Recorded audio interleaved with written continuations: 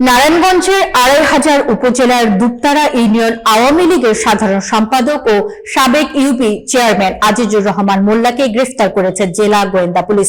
বৈষম্য বিরোধী ছাত্র আন্দোলনে দায়ের হওয়া একটি মামলায় মঙ্গলবার গভীর রাতে নারায়ণগঞ্জ শহর থেকে তাকে গ্রেফতার করা হয়।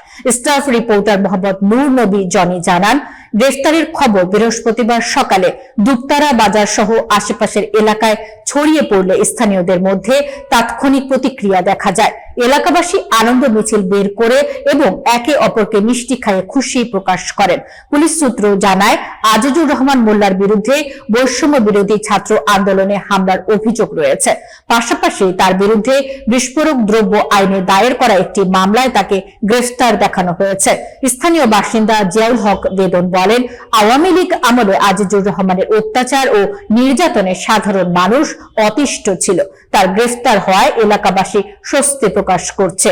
আরেক বাসিন্দা হান্নান বলেন, ক্ষমতার অপব্যবহার করে বালু উত্তোলন, জমি দখল ও মানুষকে হয়রানি করতেন তিনি।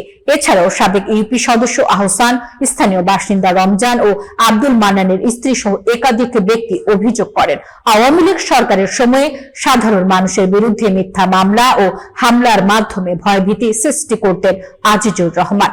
এ বিষয়ে ২৫০০ থানার ভারপ্রাপ্ত কর্মকর্তা মোহাম্মদ আলাউদ্দিন জানান, বৈষম্য বিরোধী ছাত্র আন্দোলনের ঘটনায় দায়ের করা বিস্ফোরক দ্রব্য আইনের মামলায় তাকে গ্রেফতার করা হয়েছে এবং পরবর্তী আইনগত প্রক্রিয়া চলমান রয়েছে।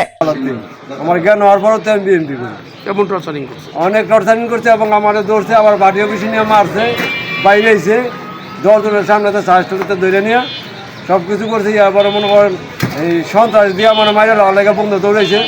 স্কুল্লা ছাড়া অনেক অত্যাচার, এলাকার জনগণ অনেক অত্যাচার নির্যাতিত হয়েছে।